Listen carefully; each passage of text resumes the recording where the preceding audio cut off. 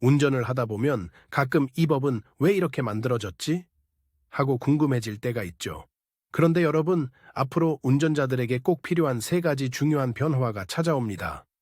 첫 번째 변화, 63년 만에 번호판 봉인제가 사라집니다. 두 번째 변화, 음주 측정을 방해하면 더 강한 처벌을 받습니다. 세 번째 변화, 70세 이상 운전자의 면허 갱신 기준이 강화됩니다. 그렇다면 이 법들이 왜 생겼을까요? 단점도 있지만 하면 좋은 이유는 뭘까요? 실제 사례를 들어가면서 쉽게 설명해 드릴게요. 바로 시작하겠습니다.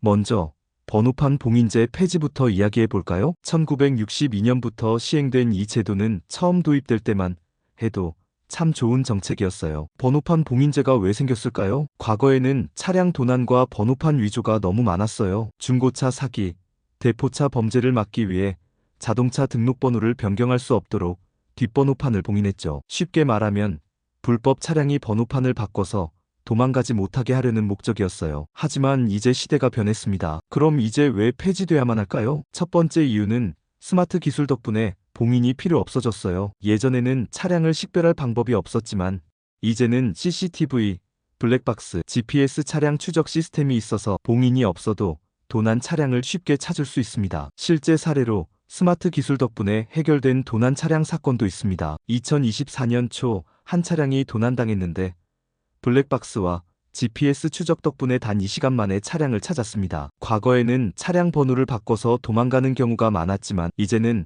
차량 인식 기술이 발전해서 번호판을 바꿔도 쉽게 추적할 수 있습니다. 두 번째 이유는 운전자 불편 해소입니다. 예전에는 번호판을 교체하거나 차량 정비 후에도 다시 봉인을 해야 했어요. 중고차를 살 때도 봉인이 훼손되면 과태료를 최대 50만 원까지 내야 했죠. 이제는 이런 불필요한 절차가 사라집니다. 세 번째 이유는 불필요한 행정비용 절감에 있습니다. 봉인을 유지하는 데 드는 행정비용이 줄어들고 등록 절차도 간편해집니다. 그럼 단점은 없을까요? 불법 개조 차량이나 대포차가 다시 늘어날 수 있다는 우려도 있어요. 하지만 정부는 스마트 번호판, AI 차량 추적 시스템 도입을 준비 중이에요. 결국 우리가 불편했던 부분을 없애면서도 대체 시스템을 잘 구축하면 문제없이 시행될 거예요. 다음으로 5월부터 시행되는 음주 측정 방해 처벌 강화입니다. 음주운전은 여전히 심각한 문제죠. 매년 음주운전으로 인한 교통사고가 2만 건 이상 발생하고 단속을 피해보려는 운전자들이 점점 늘어나고 있어요. 실제 사례입니다. 시간 끌기로 단속을 피하려던 운전자가 많다고 합니다. 경찰이 음주 측정을 하려고 하는데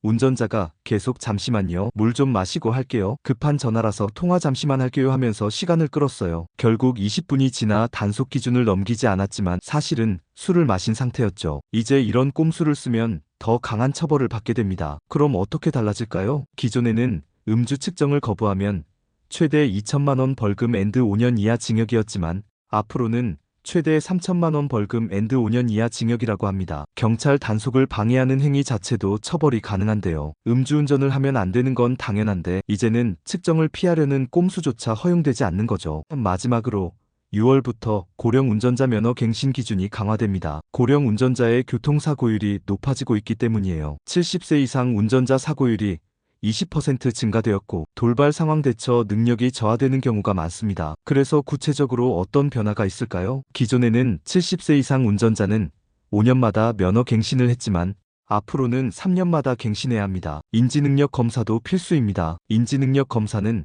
도로교통공단 지정센터에서 받을 수 있습니다. 기억력, 주의력, 반응속도 테스트와 운전 중 돌발 상황 대처 능력 평가로 이루어집니다. 반응속도 테스트도 필수입니다. 운전면허 시험장 또는 지정센터에서 받을 수 있고 브레이크 앤드 핸들 조작 속도 측정과 급정 거긴급 상황 대응 능력을 확인합니다. 장점이 많다고는 하지만 단점 또한 많습니다. 일부 운전자들은 나이가 많다고 무조건 운전을 못하게 하면 억울하다고 생각할 수도 있죠. 여러분은 어떻게 생각하시나요? 고령 운전자 면허 갱신 기준이 강화되면 사고가 줄어들까요?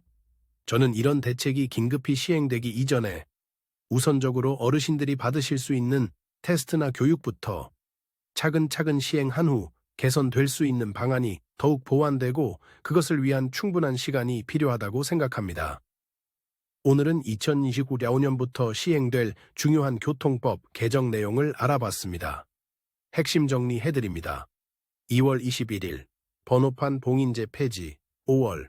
음주 측정 방해 처벌 강화. 6월. 고령 운전자 면허 갱신 기준 강화. 이런 법이 도움이 될까요? 혹시 더 나은 대안이 있을까요? 좋아요와 구독 부탁드리고 댓글도 남겨주세요.